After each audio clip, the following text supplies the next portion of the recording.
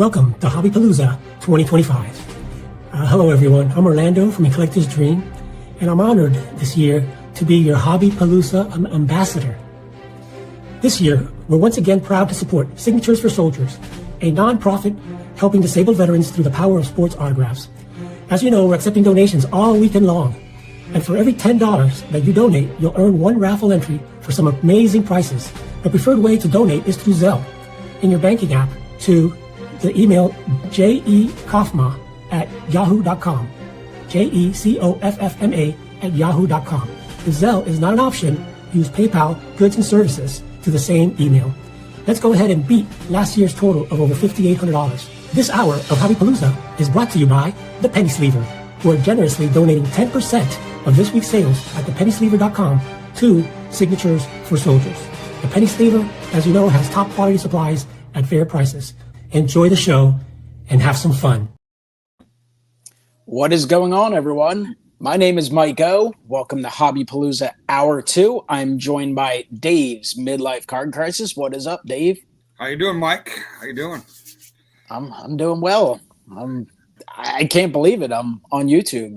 As someone who's been doing YouTube videos for 10 years, I've been very busy lately, and I kind of feel like you. All of a sudden, I'm not putting out videos as much, you know. I did sneak one in the other day, so I got one more in before the national. I have a handful of cards, so I'm kind of ready to do a mail day, but it's not a tremendous amount. And I signed on to the account, I looked, and I was like, oof, last video, June 22nd. I'm getting close to my month.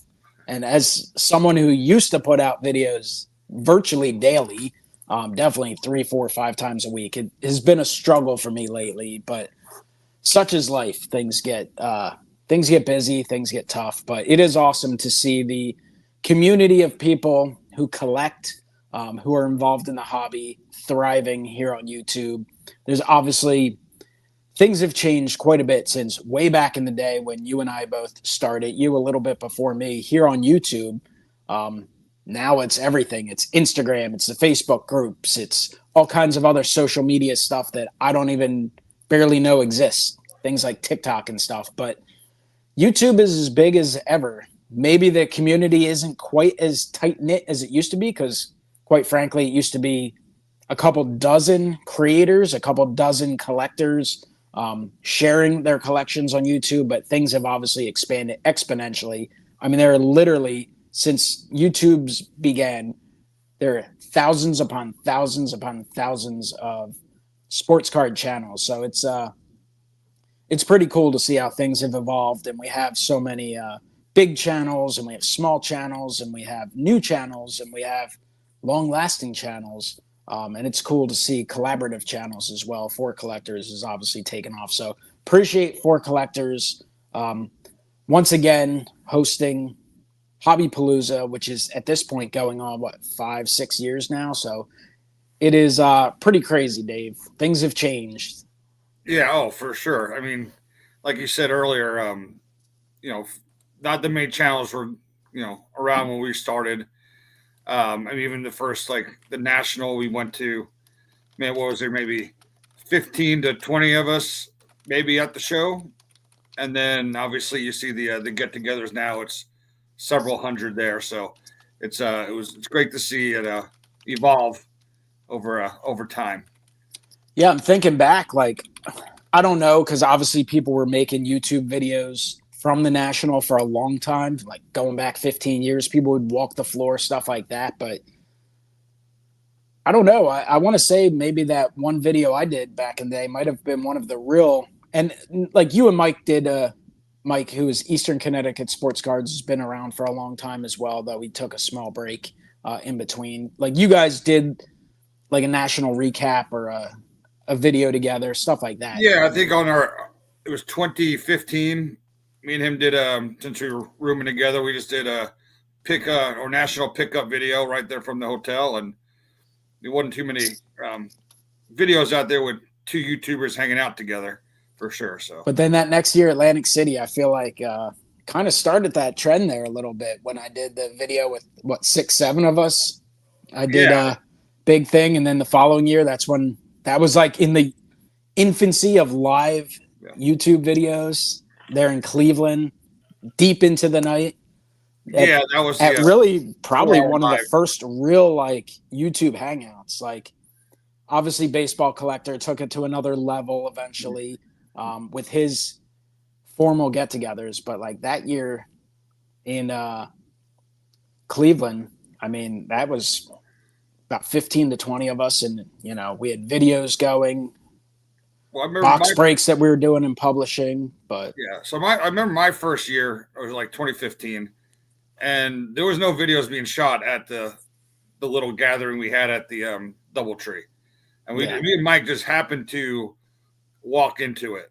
We were actually going over there to meet Alico 3, and then Everett and Joey, and I can't fully remember all the guys that were there, but they were just hanging out in the lobby. Probably another like 8 of them, 10 of them, and then we just hung out with them for a couple hours. But there was no videos being shot. And then even the next year, we did our videos at the in the lobby at the National, but we didn't take any videos at night hanging out. I think most of that time we're just walking around the boardwalk. And then I think 2017, you saw some videos just kind of from a hangout, but nothing being shot out there. And then all of a sudden, 2018, we did the live feed, and it kind of blew up from there. Yeah, now I mean, you can expect thousands of videos from this national. I mean, with the amount of people who show up, so it's pretty awesome. But just real quick, since we have a group of people in here, some people may be familiar with us, some people may not. My name's MikeO. I've been on YouTube for at least a decade. I collect baseball. I'll do a little football as well. Personally, not interested in basketball or much of hockey. Like, I don't really collect that much. Not to say I don't have a handful of cards. I have, through the years, I've always collected Phillies cards, but in recent years especially, I've kind of started to focus on Phillies stuff. So I collect Phillies cards, modern day stuff that just came out, going all the way back to pre-war, late 1800s. That is something that I always look for at the National. But I do like baseball in general, so I will collect some of the new stuff, and I will collect vintage and Hall of Famers and pre-war and all kinds of stuff. Dave, why don't you tell the people a little bit about yourself? Yeah, so I'm Dave's Midlife Car Crisis. Been on since 2013, so roughly around 12 years. I do want to answer a question here in the group chat. I am the original Midlife Car Crisis, and I collect Mets and Yankees, mostly autographs of them, some base stuff, but mostly just the autos and relics. And then I collect a lot of retired guys, autographs, relics of guys that played the 80s and 90s, the guys that I grew up watching. Those are the guys that get me real excited. I do collect rookie cards, mostly 80s and 90s, baseball, football, basketball a little bit. Did show a couple of hockey cards recently. I do a little bit of wrestling autographs, but mostly an autograph collector and rookie card collector of all teams, all the good players, especially, like I said, the guys I grew up watching. I get into a little bit into the 70s and a little bit of the 60s, but nothing crazy, but mostly it's the guys I watched. Dave likes the guys that he watched that got him through his midlife card crisis. Yeah. But I started off when I got back into the hobby, it was all 80s rookies. That's what the stuff I grew up wanting to collect when I was a kid. And then that's what I started buying. I didn't even know about autographs and relics. And when I started back, I was just focused on that little things. And then through YouTube, tubers were sending me some care packages. And then I'm like, oh, this card is a piece of a jersey in there. Oh, this is an autograph. Oh, sweet. And then I kind of, got into that a little bit. So. Yeah, and there's so much amazing stuff to collect. But of course, this Hobby Palooza is brought to you by the Penny Sleevers, so check them out. And of course, donations. We see that scroll down below. Signatures for soldiers. Once again, obviously we did a great job last year, and they've done a great job over the years. Signature for soldiers has been around for a long time. I'm assuming they're set up at the National again. I've picked up a few autographs, in person, TTM, all that stuff from them in the past, because I do like to collect some Phillies autographs as well, or just random players. I like to collect like some 89 top sign cards and Allen and Ginter cards, even commons. It's fun to pick up. It's a great way to expand your collection at a small cost. But there's so many amazing things. I personally, I love vintage. I love pre-war, but I also love the stuff from my youth, whether it's the late 80s top stuff that, you know, isn't of high value, or some of the things I grew up on in the mid and late 90s.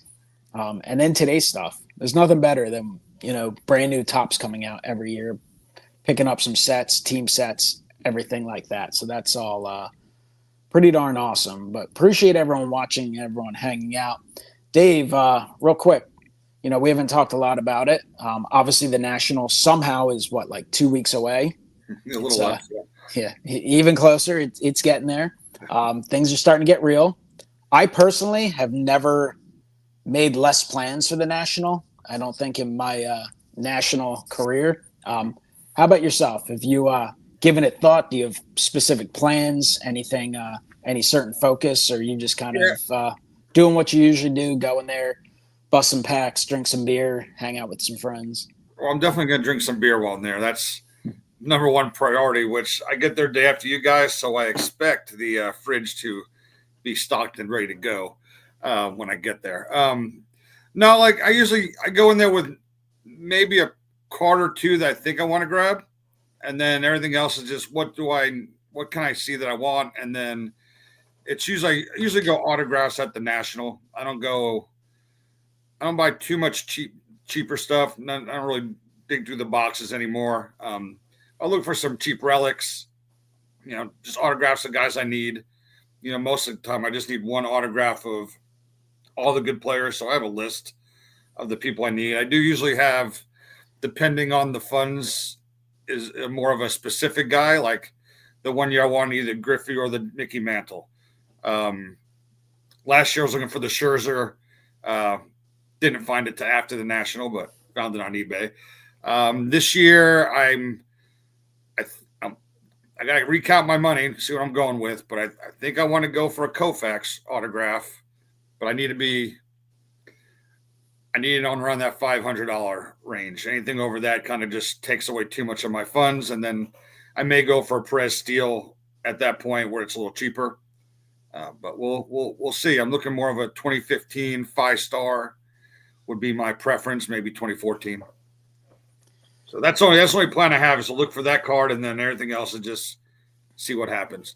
Yeah, I feel like I'm kind of back to basics, back to the way the first couple Nationals I went to, where I kind of went in without a plan.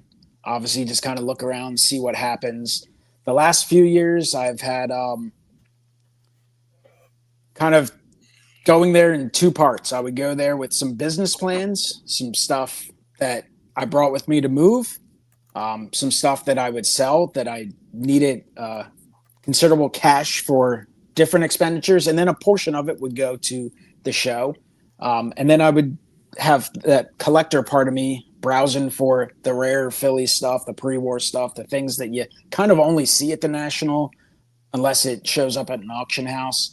I've, as the years gone on, gotten away from buying the basic stuff, the everyday I can find on eBay stuff. Not to say that I don't dig through a box for fun, while others, and you find a few things and you pick them up, get inspired by, or just run into something. But like my specific targets are the things that you're going to get at the National or nowhere else.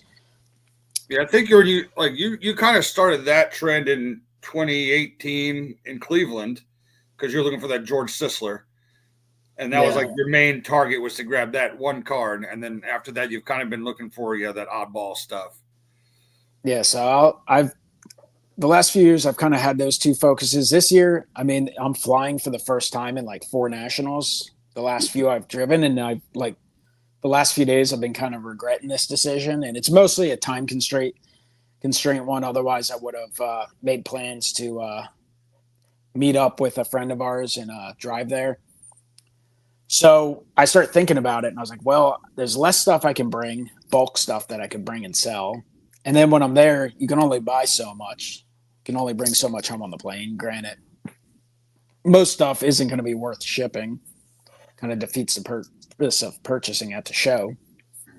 So I'm kind of just going and going to bring some cash and maybe bring a few small things, but mostly just kind of go there and browse around. Obviously, look for some cool Philly stuff, some rare stuff, though I've added so much in the last few years. I don't there's always things you'll run into that you've never seen. But some of the things I still need for the collection are just a little higher than I'm probably in a position to pick up currently. So we'll see. I'm kind of treating this one as just a vacation. Going there, hanging out, getting out there Tuesday, going to see the Phillies play the White Sox with a group of friends, and then hitting up that show day in and day out and seeing what I run into. And of course, which I've seen some people make comments, one of the main reasons to go, beyond the fact that it's a great card show, it's a show that is large enough that you can find so many amazing things, and there's something for everyone. If you want to do the dime and quarter boxes, you can do them. If you want to do the $1, $5 boxes, you can do them.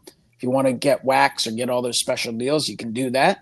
And of course, if you've got a truck full of money, you can find a way to spend it there for sure. But what makes it unbelievably unique, and it's the thing that's kept me coming back year in and year out. Haven't missed a national outside of 2020, which there was no national, so I haven't missed one, is the friends, of course, and the friendships and all these relationships that just grow over time, that evolve and develop and all this. Of course, we have the national hangouts, and that's going to be amazing.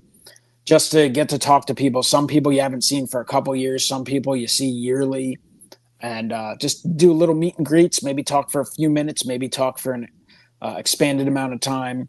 And then, one of the things that makes it affordable to do is when you get together in groups and we hang out in Airbnbs and stuff, which of course, Dave, we're doing once again. How many years in a row have we stayed together? It's got to be like a half a decade at this point. Well, yeah. So 2018 and 2018 Cleveland. And then, we roomed in Chicago for a year, 2 years in a row. And then we got the Airbnb last year. AC, we were together. So be almost 7 in a row now. Yeah, it's crazy, but it's awesome. It's what makes it so fun. I got to think that's one of the things that makes it such a great event for you as well, right? Yeah. And I know a lot of people complain about Chicago and how all the hotels are booked. I mean, that was always the greatest part of Chicago was everything was across the street. We can walk to the show. But I'm kind of glad we get the Airbnb because now it's more than just 3 of us squeezing a hotel room. It's 5 to 6 each year in the house, a lot more room. And we just kind of have a good time, hanging out all night, even after the get-togethers. We're up late night. Sometimes watching old YouTube videos of Tommy Golf on the TV, and it's a fun time. So. Yeah, and a lot of times you go, man, I'm exhausted. I'm going to go to bed early. And next thing you know, it's 3 a.m. and you're finally going to bed, and you're up 3 hours, 4 hours later, ready to go again. Sometimes it's 3 a.m. and then someone locked us out of the condo because they went to bed early. Yeah, you never know. Yeah. You try and go to a YouTube hangout, and then you get locked out, and then you got to, bang on the door and hit the horn and make phone calls and do whatever you have to do to get inside.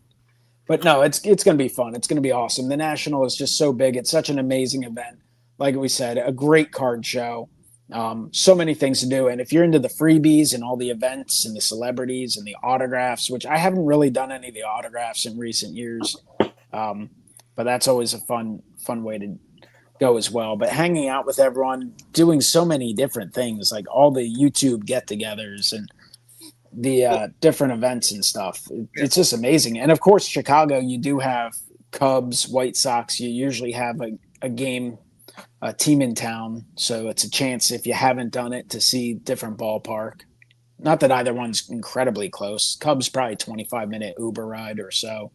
White Sox, a little further than most people realize, probably like a good hour ride with traffic, but yeah, it's a little farther away. I think the first year we went out there, me and Mike Fabian, we actually met at the airport for the first time. Got to the hotel, then went to the Cubs game, then went to the show. Then on Friday we went and watched the Yankees and White Sox. So it was it's always fun to hit the games while you're there if you have time.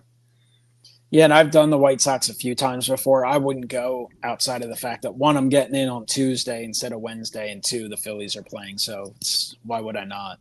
That'll be a fun opportunity. I think that one's going to be, 4 of us, and you come in the next day. Yeah.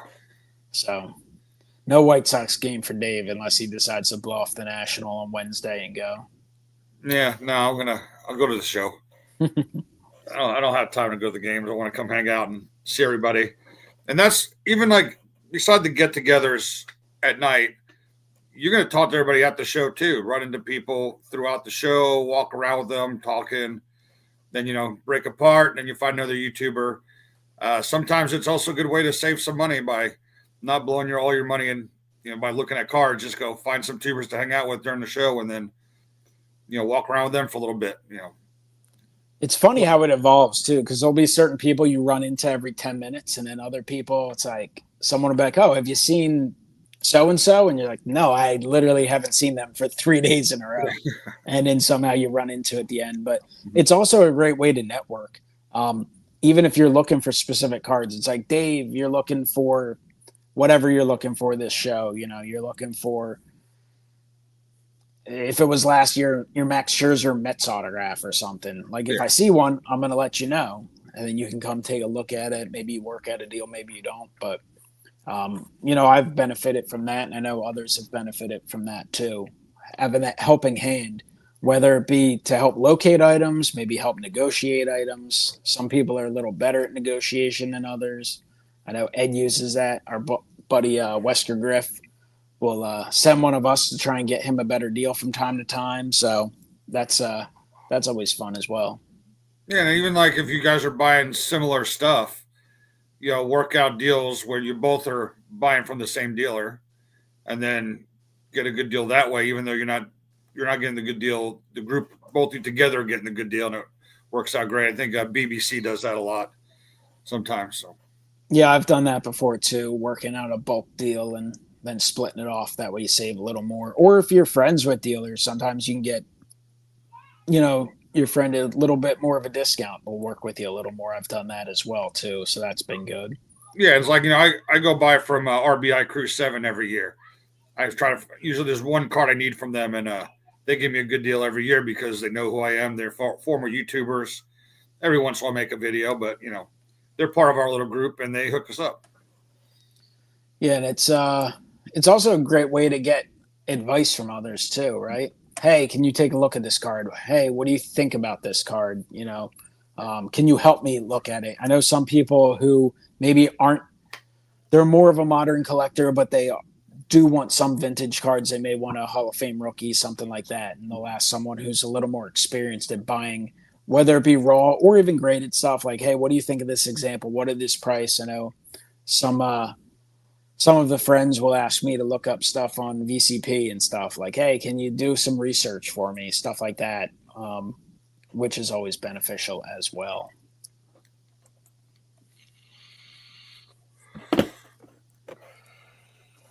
But it's certainly fun to collect. It's fun to break some cards, break some wax, do all that stuff. And we talked a little bit about this year's show is Chicago. It's going to be Chicago the next 3 years. Any specific opinions on the triple header of Chicago, Dave? Because like you mentioned a little bit earlier, Chicago was always the darling location, the city that most people preferred. Like, I like Atlantic City, honestly, for the sole purpose because I can drive there pretty easily.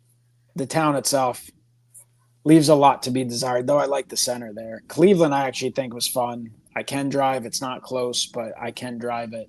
And I like the spread of the city because you drive, but it's not difficult to get to. But the good thing about Cleveland is when you go out to eat and stuff, there are no lines. Yeah. Chicago is always one of those where you're walking around, you're stuck. You can walk to your hotels, but like the eateries at specific times can be like quite a wait, especially the popular places. Yeah, Giordani's is going to have a backup. You go get pizza, big chicken. We'll have a line out the door. So, yeah, I mean, Chicago. I hope this year. So there's two things for this year for Chicago. I hope the AC works because 2 years it did not work for like 3 days. And then I hope they have a little better planned out on the floor. I think last time they decided to make it bigger and they just put tables everywhere with no rhyme or reason. It was kind of just no organization on the tables. You know, like Cleveland was perfect. So much room in there. You walk around. Everything seemed pretty organized. So that's the only thing I hope for Chicago. And then, you know, hopefully it's just a good show. Yeah, there's gonna be some areas with 2 floors and different stuff. I'm sure the layout will be a little better. The air conditioning, we'll kind of see how that ends up ultimately working out. No, hold on real quick. We got a guest real fast. All right, night. Say hi to everybody. No. Say hi. No. Okay. Special unannounced guest. Yeah. I think she does it every time I'm live. That's the only time she gives me hugs at night. I'm on YouTube live. Okay, let me go bother daddy. And then other times, give me a hug. She's like, nah, I'm all out of them. That's what she tells me. Yeah, there'll be a lot of dealers. There'll be more dealers. There'll be plenty to choose from. It'll be interesting to see how much will be non-sports. Things like that have obviously blown up in popularity in recent years. Of course, you have the trade nights and stuff, which to me they've gotten bigger and all that, which I guess there's some benefits to that. But to me, they've gotten to the point where I start to lose interest because there's an hour before the show's over, there's people lined up 1,000 deep to get in there and get a great spot. And you go in and it's just, I don't know. It's a little too chaotic for me. Perhaps I'll check some out. It was funny a few years ago when there were like the makeshift ones everywhere. Like no matter where you went to a restaurant a mile and a half away, there were people setting up little trade setups. So that was pretty neat. We were at Giordano's, and then some guys were trying to sell us some cards. Yeah. They were just sitting in line. I think they were talking to Ed about some Otanis or something. Yeah. You know, should have bought those Otanis. Yeah. Then we were AC in that one area that's between the two hotels. There was just chaos in there. Yeah, I guess that year was probably the craziest year. I remember going out and setting up. That was a bad year. Those were like some 20-hour days for me. Yeah, we're just on the floor, cards everywhere, and even that what was the last Chicago? What was the where was yours and Silver Jackify's and Filmington's get together on the Friday? What hotel was that? Lowe's? Yeah, Lowe's all of a sudden was packed with a trade night all of a sudden. Yeah, the employees there were kind of like, what is going on? Where are we? But Chicago is a nice setup. I do like that you can walk out, get lunch and stuff. That is the benefit compared to the other places. There's plenty to do, plenty close. We're not staying that far away. What is it? Less than 2 miles away, right? Yeah, I think we're there in 10 minutes. Yeah, so we're close. The parking situation, if you decide to drive, can be a little more difficult. You got to kind of strategically leave early or late. Otherwise, you'll be sitting in that parking garage for quite a while. I don't personally love the idea of it being there 3 years in a row. I'd rather see it flip. I think it can get a little more stale. Granted, it's still once a year, but it kind of becomes the Chicago Spectacular 2.0 to a degree. Yeah. So I'm excited that in 4 years we'll get most likely a new location. So they're talking about Detroit, and then they're talking about Atlanta, right? I think it was between Detroit and Atlanta were the two favorites. Yeah, I bet you they're going to take Atlanta just to go hang out with Jeff Wilson. I mean, I would love to see places like Baltimore, stuff like that, be back in the race, but I know they're just too small. Yeah, I like to see Dallas, so I don't have to drive. I can just stay at my house. It'd be nice and easy. The Dave Airbnb. I mean, it would be nice to see it float around a little bit. And then that way you have Chicago every other year. I just don't want it to become something where it's the Chicago show. Yeah. We got the Philly show. We got the Dallas show. Chicago has a show as well. I like to see it bounce around. Like to see different people get a chance because there's benefits. I mean, Chicago's not the worst trip in the world. I mean, it's only barely a little more than a 2-hour flight for me, I guess. Mm-hmm. Though flying is not the ideal situation. I like the freedom. That's the one thing. The experience of going to multiple nationals, eventually you like the freedom of being able to drive.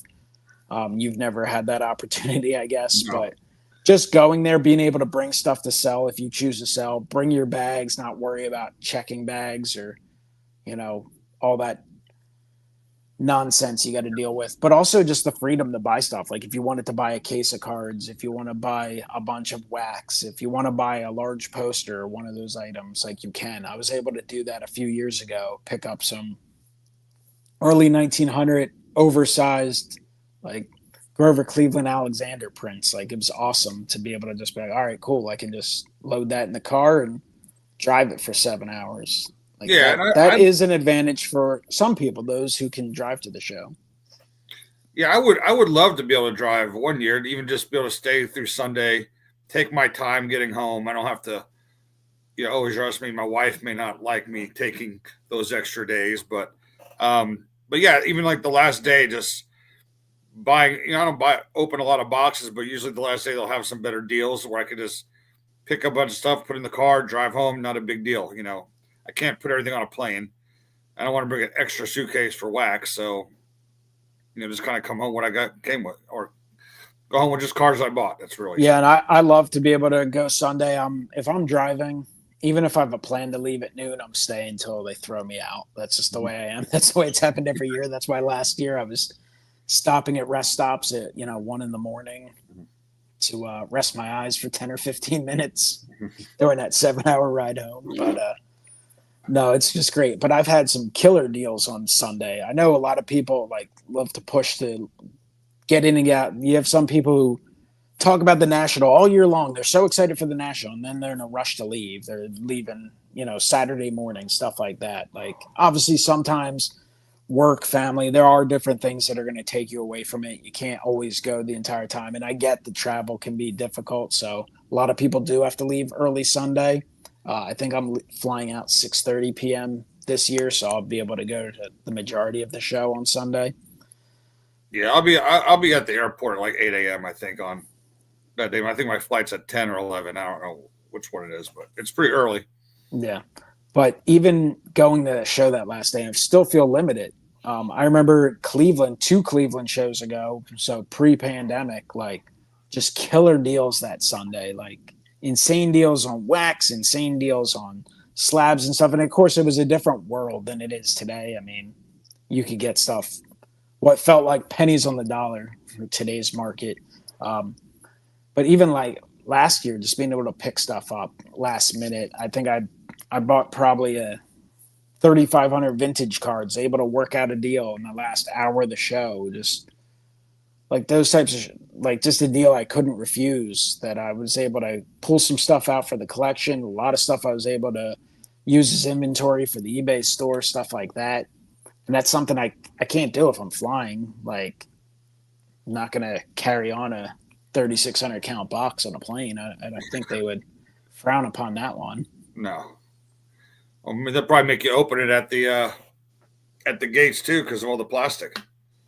Rip up on all the hobby boxes and ruin the value of them. Not the value. Yeah, I've heard that happen to some people who are bringing wax and they cut it open in the airport. It's like, Like, I get stopped every year. They got to check my bag on the way there because of all the acrylic from the top loaders I bring. Like there's so much supplies I bring to the show. They always have to go through my stuff. What the hell is this guy doing? Why has this guy got bulk plastic with him? I'm like this. It's just baseball card stuff. I guess it's getting a little more common. I'm sure in Chicago they get used to it at a certain point and go, oh. Yeah. Well, it's usually or when I think when I'm leaving, it's not a big deal. It's always when I'm flying out of Dallas or something. That's when they stop me. Like, it's why this random Wednesday is this guy coming with all this plastic in his bags, Who's this guy dressed up in jet stuff, head to toe? Yeah. With 10 pounds of plastic in his bag. Yeah, usually this has been my travel gear a couple times. So day one national clothes. So Dave, this is I don't think you do a lot of shows during the course of the year. You might do the Dallas show like once a year. Any small shows, or is this kind of like your main show attendance for the year? No, this is my main show. I mean, I save for the national all year long. I just kind of put money away and then I guess I probably could go to some Dallas shows, but I usually buy all my stuff on eBay. And then I always have, kids soccer on the weekends. So it's kind of, and some work. So it's kind of hard for me to go spend $200 at a show. And usually when I go, I want to bring more money. So I don't really want to spend usually $300 randomly through the year at a show on a weekend. So. But yeah, this is about it. I mean, I know you go to the Philly show. Was that twice a year? 3 times a year, 3 times a year. spring, fall, and winter. Mm-hmm. Though I did have a little, just things weren't working out with the schedule, so I missed a couple, but I was able to go this past show during the springtime, and that's a fantastic show. I've had a bunch of people. I know Strongsville's gotten all the attention, but I actually know a lot of people who say the Philly show is better than the Strongsville show. I don't know. I haven't gone to Strongsville. I've thought about it the last couple of years, but 2 years ago, I wasn't going to do Strongsville and Cleveland for the National, and this past year, it wasn't going to work out with my schedule. I would love to go to the Strongsville show at some point. Philly show is a great show. I mean, it's an amazing show. Obviously, not going to be quite the size and scope of the National, but it's really good. There's plenty of brand new stuff, a ton of vintage, tons of pre-war. Like it's an excellent show. So I obviously look forward to that. I try and get there on a Friday whenever I can. And usually don't a bunch of tubers go to that too. So you get a good amount of people there too. So it's for sure. Yeah. I mean, there's a lot of Philadelphia-based guys, but also New York people will come down. So I'd say it's at least, I'm sure there's people that show up there that I don't even know, but Philly is a great show for sure. So I love that. We used to have an awesome a local show here, but the mall just recently got bought out and was sold. But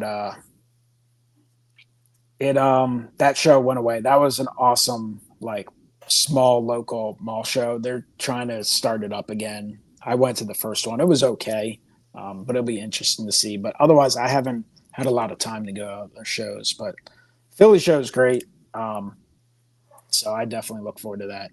I'll be hitting that up again, of course, in September and the winter time as well. But right now, the focus, of course, is on the National and the fact that it is so darn close. So many cool things to buy. Once again, thank you to Four Collectors for putting this together. Once again, a tradition started during the pandemic. Shout out to Baseball Collector and his crew for getting this Hobby Palooza started back then. And now brought to you by the Penny Sleever Signature for Soldiers. Go ahead and make a donation if you're able to. That'll be awesome.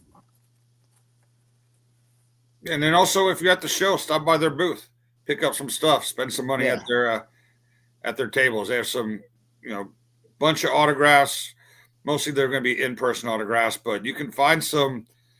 For me, I liked it because you can find some players that are normally aren't on some certified autographs. That are some are not as well known, but you find them on the different teams. So I picked up a couple that guys I needed that Blackjack McDowell. I picked them up in a Yankees uniform from their table a couple years ago, or Brett Saberhagen on a Mets uniform. So they have some great cards in there, and then spend some money with them. It's all a good cause there. So no doubt about it. Dave, do you have a favorite purchase you've ever made at the National? Or any transaction or something that stands out for one reason or another? Do you have certain cards that if you're looking at it, you can think back to when you got it? So, yeah, I'm going to have to go with the mantle. I'll just grab it real quick and show everybody. Yeah, it's graded now or certified. But that was a year when I was looking for a Perez Steel mantle or a Ken Griffey Jr. autograph. And after walking the floor, I did not see any of the mantles, and I found a Griffey I like, and I bought it. And then I was going through the show. I had about 100, maybe 150 to $200 left for the last day. I already spent a lot of money. And then I went ahead and pulled another 200 out. And then walking through the show, about halfway done on that Saturday, I found the mantle, and I was like, oh, shit.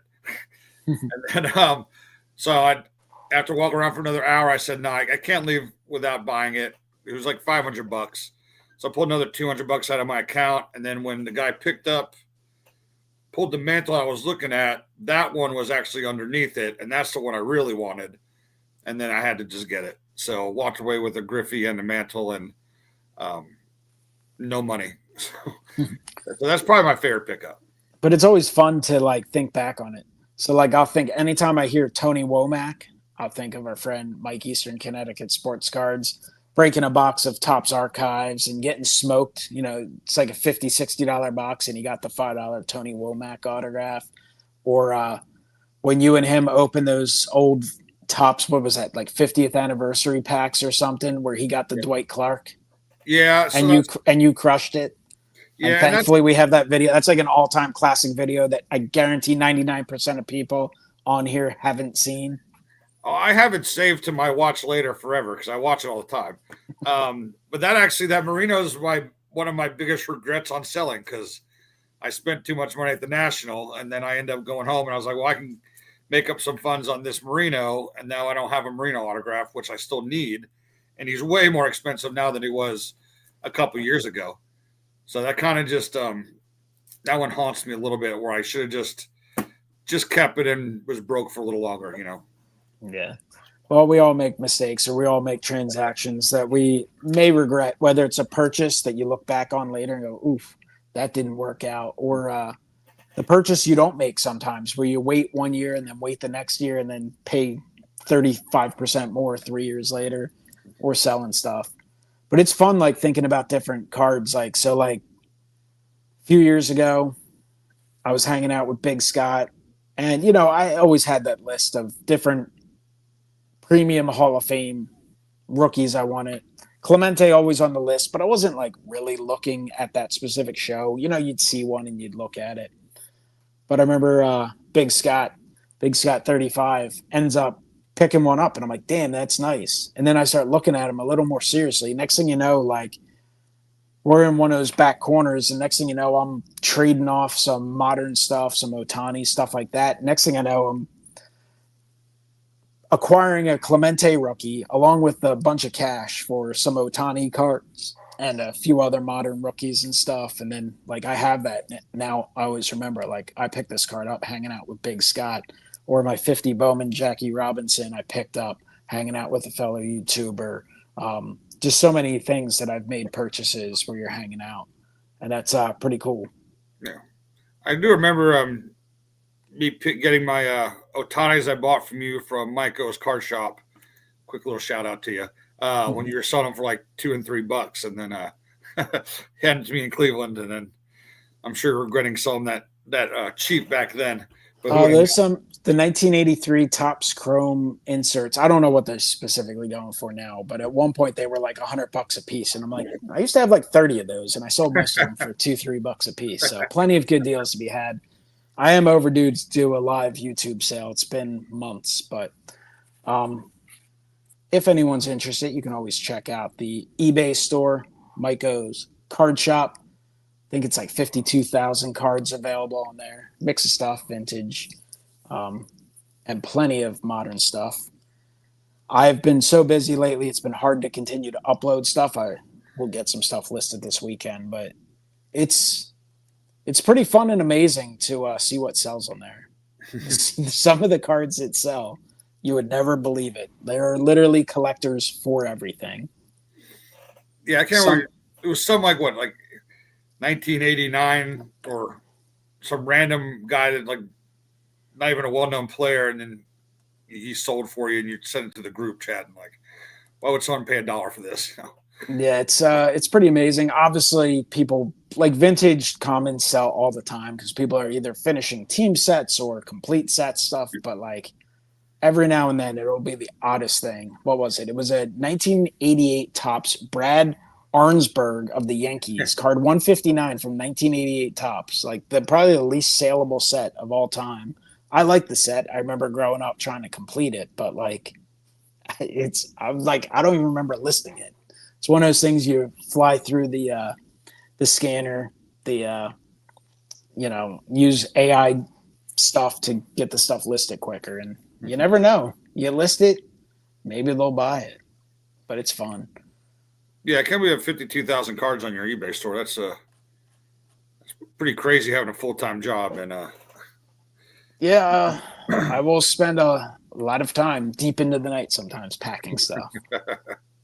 It's also fun to list stuff, and you get an appreciation for when you go because I'm just as much of a collector. When you make offers, like obviously you're always gonna start in different places, but some of the offers you get on eBay, say the amount of offers you'll get on a high quality Aaron Judge rookie, you'll turn down offers. Say it's like something you have listed for $3,000. You'll get offers for like $800. It's just like, what do you want me to hit accept? Wait, they're trying. They're trying. Or like today, I got a message about an Acuna rookie auto, like a hard to get one. Someone's like, "Do you trade? Do you want to trade for this common guy?" Like, no, thank you. Appreciate your interest. All right, so we got about 10 more minutes or so. So 10 more minutes. Anyone have any questions? Feel free to let us know. Belly button lint. Yeah, I guess you never know. There are people selling soap, right? Event worn or event use soap, that'd be good. Shower relics. Dave, who's your favorite player to collect that has zero value? Zero value? Value to you, but no monetary value in the hobby. I mean, I got a lot of those guys because, I mean, most of those 80s and 90s rookies are $1. I mean, I guess if you consider like $1 or less or a couple bucks, I mean, Chad Pennington is probably he's not unvaluable, but he's not crazy. He's not expensive at all. Pretty cheap to collect. I mean, I would say Chad Pennington's probably the better one. I mean, I bought Delano DeShields the other day. He's not really valuable, but I bought a couple of his rookie cards. So I would say probably Pennington's the biggest like single player rookie card guy I collect that's cheap. It's nice collecting Phillies because obviously you have some guys now, the modern guys like Bryce Harper, he's not the most expensive guy in the hobby, but he ain't cheap. And then you have some of the Hall of Famers and stuff, though a lot of the Phillies Hall of Famers are fairly affordable. Richie Ashburn stuff for the most part, Steve Carlton for sure. A lot of those guys are affordable, but I love to pick up all sorts of different random Terry Mulholland cards, and they are completely inexpensive. RJ Collects, what's up, buddy? God, I can't remember my first Philly show. I don't even remember. I was probably like 8 years old. I'm sure it was at the Armory. Did they used to have it? Or no, they had a different show at the Armory. I'm sure it was at, what the heck's it called? Over there by Ambler. I'm forgetting what the area is called, but I wouldn't know. So yeah, the Philly show. I mean, I'm sure it was in like 1990 or something. What's up, Snoop? What's up, Snoop? Snoop, you going to the show this year? It's been a while. I haven't had a chance to talk with you lately. I hope to see you there.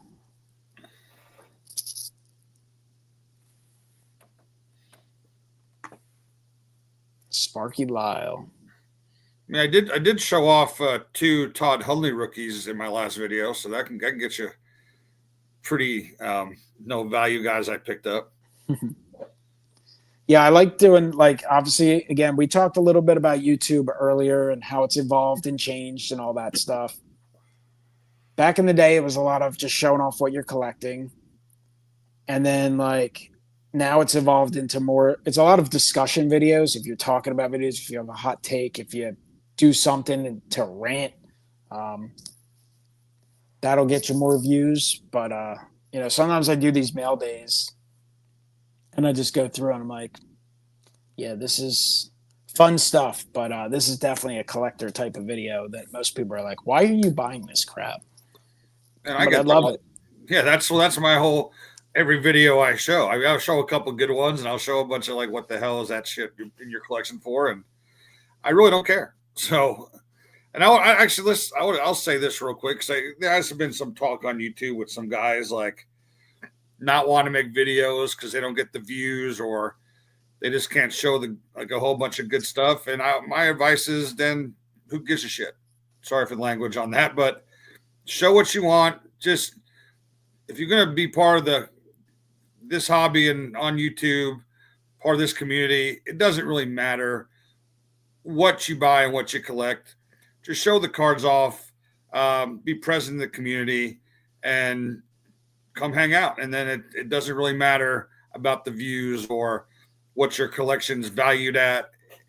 None of that really matters in this world. Just it's here about making friends and showing off and collecting what you like. So, yeah, no doubt. Collecting what you like is important. You do sometimes see a tendency of people feeling like they got to collect what others are collecting, and then they kind of get burned out, and then they slowly or eventually disappear. To me, like, we all go through phases, and if you're making videos and if you're putting in the effort, you would like people to watch them, of course. Realistically, some people, of course, nowadays want to be like the corporate channels. Like, I got news for you. Some of the big corporate channels will use your boy Jeff Wilson, for example. Like, he's not doing that all himself. He's got an entire team, an entire business. He's paying someone to edit his videos. He's paying camera operators. He's paying all kinds of stuff. He's not just doing his own stuff and putting on all this effort. So, like, if you want to do high quality videos, cool, that's awesome. Encourage that, editing, some of that. I've done it over the years at times. But you just got to do what works for you. I think enjoying the hobby is the biggest aspect. And that's the same thing with collecting. You know, do I want my collection to be worthless? No, because I've put a lot of time and effort into it. But in the end, that's not the main goal. And for some people, that may be the main goal. It may just be an investment stuff.